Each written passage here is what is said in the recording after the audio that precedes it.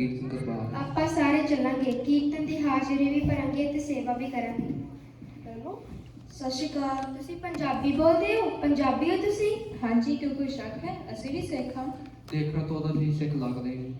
ਇਸ ਦਾ ਕੀ ਮਤਲਬ ਦੇਖਣ ਤੋਂ ਸਿੱਖ ਨਹੀਂ ਲੱਗਦੇ? ਆਹ ਦੇਖੋ, ਅਸੀਂ ਵੀ ਕੜਾ ਪਾਇਆ ਹੋਇਆ ਹੈ। ਕੜੇ ਪਾਉਣਾ ਕੋਈ ਸਿੱਖ ਨਹੀਂ ਬਣ ਜਾਂਦਾ। ਨਾ ਕੇਸ ਨਾ ਦਸਤਾਰ, ਕਿਉਂ ਜੀ ਸਿੱਖ ਹੋ ਤੁਸੀਂ? ਜੈਸਾ ਦੇਸ਼ ਵੈਸਾ ਪੇਸ਼। ਹੁਣ ਜ਼ਮਾਨਾ ਬਦਲ ਗਿਆ ਹੈ, ਅਸੀਂ ਤਾਂ ਮਾਡਰਨ ਸੋਚ ਰੱਖਣ ਵਾਲੇ ਹਾਂ।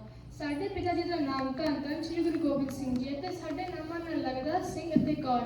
ਅਸੀਂ ਆਪਣੀ ਕਮਜ਼ੋਰੀਆਂ ਤੇ ਕਰਤੂਤਾਂ ਨੂੰ ਲੁਕਾਉਣ ਲਈ ਡੀਂਗਾ ਮਾਰਦੇ ਹਾਂ ਮਾਡਰਨ ਹੋਣ ਦੀਆਂ। ਕੇਸ ਰੱਖਣ ਨਾਲ ਕੀ ਹੁੰਦਾ ਹੈ? ਬੰਦਾ ਮਨ ਸਾਫ਼ ਹੋਣਾ ਚਾਹੀਦਾ ਹੈ। ਅਸੀਂ ਵੀ ਸਿੱਖ ਹਾਂ। ਹਰ ਇੱਕ ਨੂੰ ਕੇਸਾਂ ਦੀ ਦਾਤ ਜਨਮ ਤੋਂ ਹੀ ਮਿਲਦੀ ਹੈ। ਜੇ ਉਸ ਦਾ ਪਰਿਵਾਰ ਕੇਸ ਕਤਲ ਨਾ ਕਰੇ, ਕੀ ਉਹ ਕੇਸਾਂ ਦੀ ਦਾਤ ਤੋਂ ਵਾਂਝਾ ਹੋ ਸਕਦਾ ਹੈ? ਨਹੀਂ, ਸਾਡਾ ਕੋਈ ਹੱਕ ਨਹੀਂ ਕਿ ਅਸੀਂ ਗੁਰੂ ਸਾਹਿਬ ਦਿੱਤੇ ਹੋਏ ਕੇਸਾਂ ਦੀ ਕਦਰ ਕਰਾਈਏ। ਕੇਸ ਤਾਂ ਖੁਦ ਦਾ ਨਿਯਮ ਹੈ, ਕੇਸ ਤਾਂ ਖੁਦ ਦੀ ਦੇਣ ਹੈ। ਕੇਸ ਰੱਖਣ ਨਾਲ ਕੀ ਹੁੰਦਾ ਹੈ? ਮੈਨੂੰ ਤਾਂ ਕੇਸ ਰੱਖਣ ਦਾ ਕੋਈ ਬੈਨੀਫਿਟ ਨਹੀਂ ਜਾਪਦਾ। ਕੇਸ ਰੱਖਣ ਨਾਲ ਕੀ ਹੁੰਦਾ ਹੈ? ਕੇਸਾਂ ਤੇ ਨਹੀਂ ਹੁੰਦੀ ਪ੍ਰਵਾਨ ਸਿੱਖੀ। ਕੇਸ ਦਾਤ ਇਲਾਹੀ ਦਸ਼ਮੇਸ਼ ਦੀਏ। ਮੋਰ ਗੁਰੂ ਦੀ ਤਾਹੀਓ ਸਿੱਖ ਆਖਦੇ ਨੇ, ਗਲਰਜੀ ਨਹੀਂ ਉਹ ਹਮੇਸ਼ ਦੀਏ। ਕੇਸਾਂ ਦੀ ਖਾਤਰ ਖੋਪੜ ਵੀ ਲੁਹਾ ਦਿੱਤੇ, ਚਰਚ ਰੱਖਣੀਆਂ ਉੱਤੇ ਸ਼ਹੀਦ ਹੋ ਗਏ। ਪੁੱਠੀਆਂ ਖਲਾਂ ਲੁਹਾ ਕੇ ਸ਼ੁਕਰ ਕੀਤਾ, ਕੁਰਬਾਨ ਸਿੱਖ ਕਈ ਮੁਰੀਦ ਹੋ ਗਏ। ਸ੍ਰੀ ਕੇਸਗੜ੍ਹ ਸਾਹਿਬ ਗੁਰਾਂ ਨਾ ਉਤਰਿਆ, ਕੇਸ ਸਿੱਖੀ ਦੀ ਸ਼ਰਤ ਕਰਾਰ ਦਿੱਤੀ। ਭਾਈ ਮਰਦਾਨੇ ਤੋਂ ਕੇਸਾਂ ਦਾ ਬਚਨ ਲੈ ਕੇ, ਦਾਤ ਕੀਰਤਨ ਨਾਨਕ ਦਾ ਤਾਰ ਦਿੱਤੀ। ਕੇਸਾਂ ਸਣੇ ਗੁਰਾਂ ਕੰਗੇ ਦੀ ਕਰ ਬਖਸ਼ਿਸ਼, ਪੀਰ ਬੁੱਧੂ ਸ਼ਾਹ ਤਾਈਓ ਨਿਵਾਜਿਆ ਏ। ਕੇਸ ਬਖਸ਼ ਕੇ ਕਲਗੀਆਂ ਵਾਲੜੇ ਨੇ, ਪੰਥ ਖਾਲਸਾ ਅਕਾਲੀ ਸਾਜਿਆ ਏ। ਪੀਰ ਪੈਗੰਬਰਾਂ ਲਿਖੀ ਅਵਤਾਰ ਪੁਰਖਾਂ, ਕੇਸ ਰੂਪ ਨਾ ਕਿਸੇ ਵਿਸਾਰਿਆ ਏ। ਸੋਹਣੇ ਨੱਕ ਜਨਮੜੇ ਵਾਲ ਕਹਿ ਕੇ, ਹਰ ਪਰਮੇਸ਼ਵਰ ਸਰੂਪ ਚਿਤਾਰਿਆ ਏ। ਕੇਸ ਹੁਕਮ ਹੈ ਸ਼ਾਹਿਨਸ਼ਾਹ ਜ਼ਿਆਦਾ, ਕੇਸਾਂ ਨਾਲ ਹੋਈ ਲਹੂ ਲੁਹਾਨ ਸਿੱਖੀ।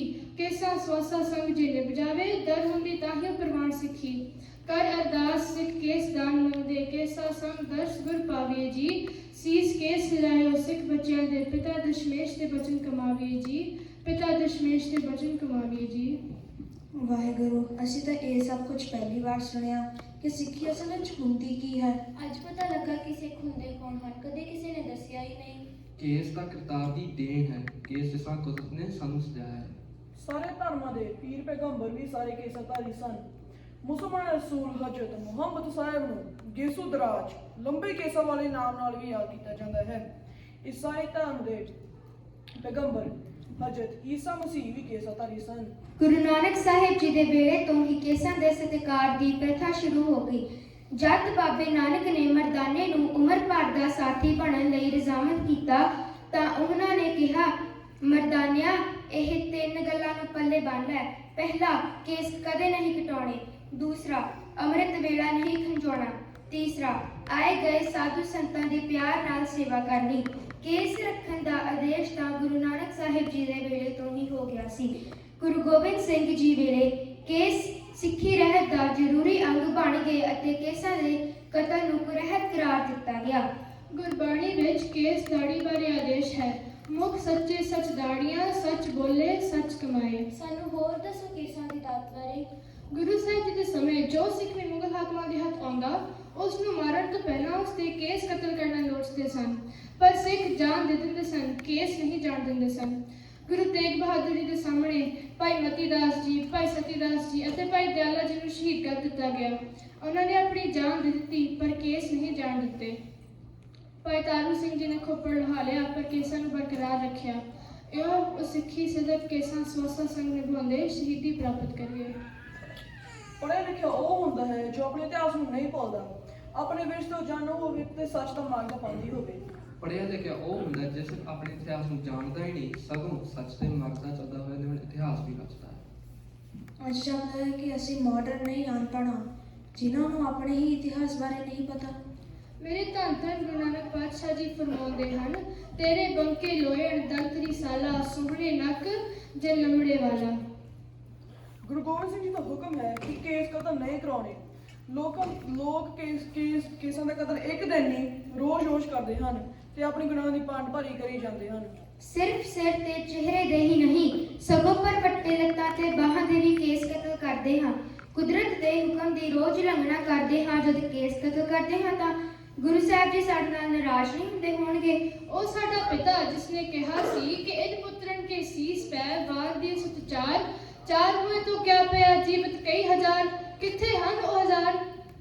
ਸਾਡੇ ਵਰਗੇ ਪਤਤ ਹੋਏ ਪੁੱਤਰ ਧੀਆਂ ਦੀ ਨਿਸ਼ਾਨਦੇਹੀ ਕੜੇ ਤੋਂ ਹੀ ਕਰਨੀ ਪੈਂਦੀ ਹੈ, ਉਹ ਵੀ ਜੇ ਪਾਇਆ ਹੋਵੇ। ਅਸੀਂ ਤਾਂ ਬਿਲਕੁਲ ਵੀ ਆਪਣੇ ਪਿਤਾ ਜੀ ਵਰਗੇ ਨਹੀਂ ਲੱਗਦੇ।